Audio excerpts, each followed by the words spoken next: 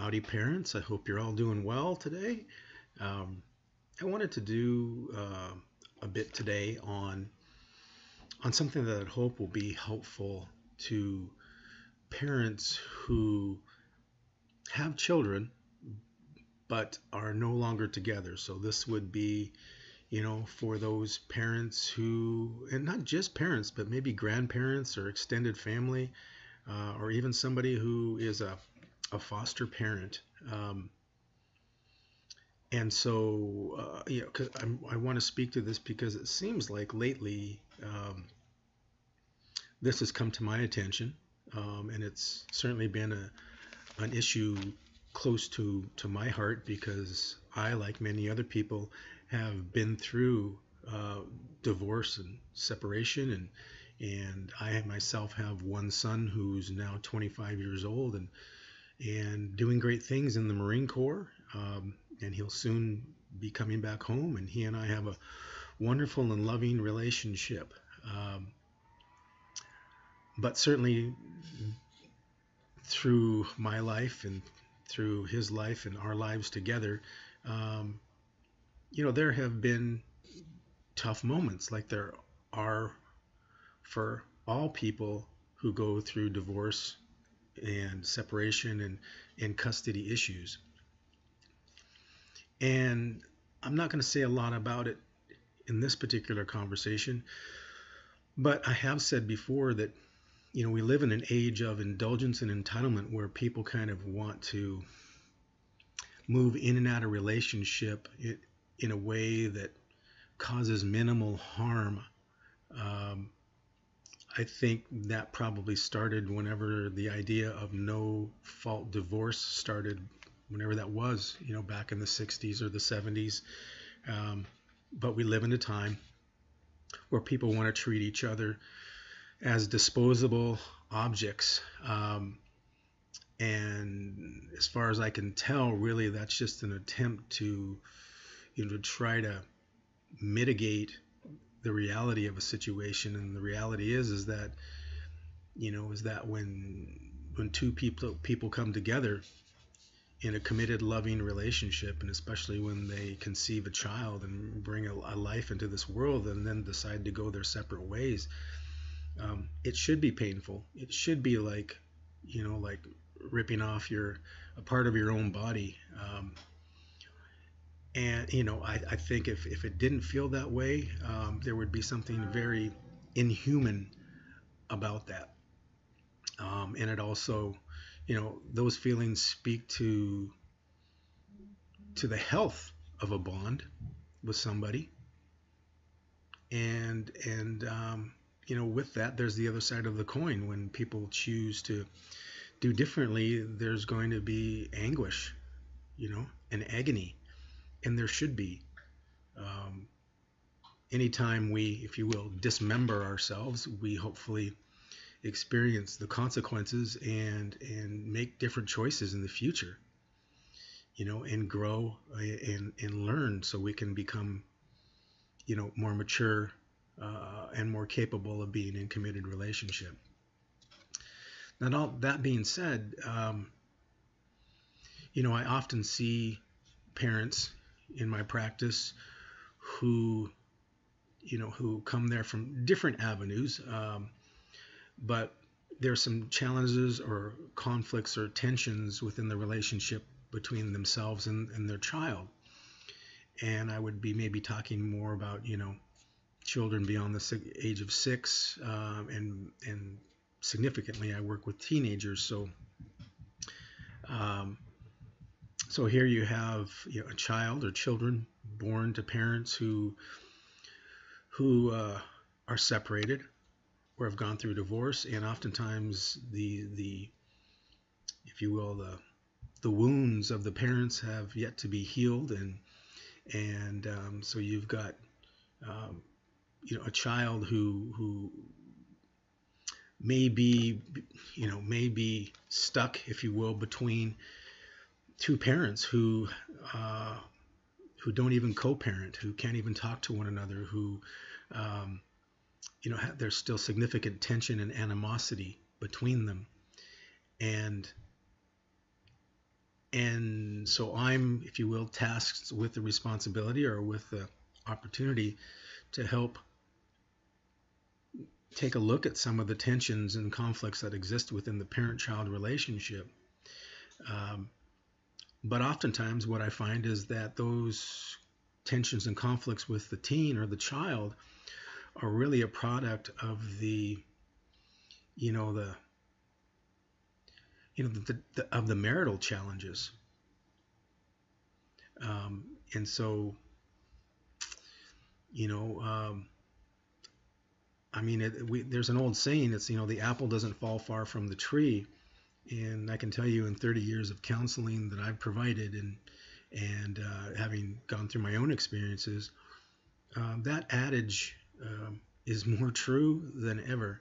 And yet, we live in a time where people really don't want to accept that, and certainly a lot of parents don't want to accept that what's going on with their child is not a child problem. It's a, if you will, a family problem. It's a family dynamic that, a toxic family dynamic that has given rise to the current conflicts. And of course, I think it's fair to say that adults don't get separated or divorced overnight. That oftentimes that is a manifestation of conflict and tension that has been existing for years. And so oftentimes, children grow up in these marital situations that are full of tension and conflict and instability, and where parents, have contempt for one another, who are blaming each other constantly. Each parent is speaking of the other parent in ways that are, toxic and spinning, tragic narratives, if you will, about the other parent and about their lives with this parent. And or parents can be indifferent. Parents may come to the conclusion that, oh my God, what can I do? I mean, my child is with me 50% of the time, or on the weekends or whatever, and they're with the other parent the other period of time, and short of some significant abuse or neglect, I have to just let that parent be.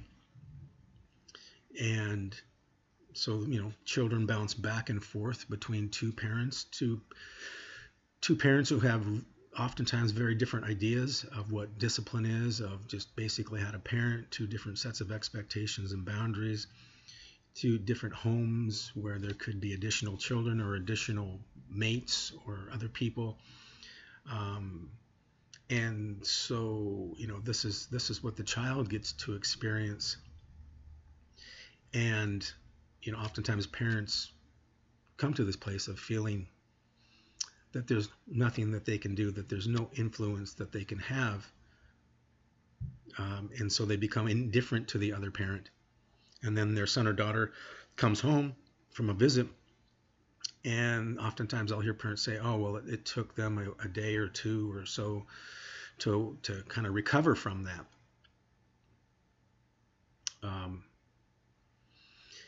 And so, this parent kind of weathers, I guess you could say, that bit of a storm, but they're still not helping the child. And here's the key: they're still not helping the child process the feelings. They're still not only from the back and forth transitions of those visits, but just in terms of the marital tension and conflict, or how a particular parent has acted. You see that a lot, if you will, in maybe a divorce or separation in which one of the parents has been involved in some dangerous behavior, some toxic behavior, drug use, alcoholism, addictions of any kind, mental health issues, things of this nature. And for instance, when that happens, when a child has a visitation with a parent who may not always be acting in the most healthy ways, and like I said, short of abuse and neglect, your child will come home and maybe a bit, a bit stressed or anxious or what have you, and how the receiving parent, so your child comes home from that visit, and how you know how you contextualize what went on there is everything. Now let me make this transition. Okay, what do I mean by that? Is that let me ask you, what is the point of parenting? The point of parenting is to help our children build the skill and capacity they need in order to eventually become their own man or woman, and to stand on their own 2 feet, and to become a contributing member of society,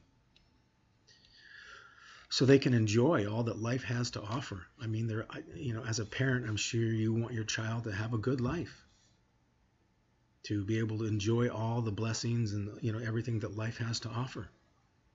You want them to be free ultimately.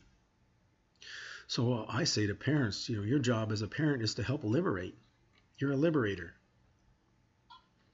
You're to help your child become free, to enjoy all that life has to offer through their demonstration of responsibility and accountability, and the expression of their capacities and skills. That's your job. Now add to that, attachment theory speaks into this a bit, and that is that children do better in life when they have healthy attachment to their primary caregivers, which is primarily their mother and father, their parents. I mean, tons of research already shows that to be true, that healthy involvement by both parents in the child's life will give that child the best possible outcomes in life, will give that child the best chance of having a good life, will give the child the best chance of being healthy. Now, even in a court of law, when parents separate, I think in most of the civilized world these days, it's understood that it's in the child's best interest to be able to have a healthy relationship, to have access to both parents equally. I've always thought about it as almost like, our parents are the legs that we stand on.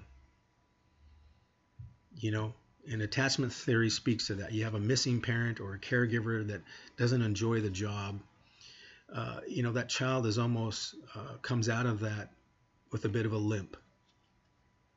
A bit lame, right? It's you hobble out of that because, of course, you've been wounded. That's the idea, that when there's disrupted attachment, that is a traumatic experience, and so you come out of that wounded. That's what some people call ACEs, adverse childhood experiences, and that also encompasses other kinds of traumatic experiences, of course. But the idea is that in order to give your child the best chance at having a good life, is to help your child have a healthy relationship with both parents, with equal access. Now, in theory, I guess you could say, as much as parents understand that, they don't always put that in practice. And why is that?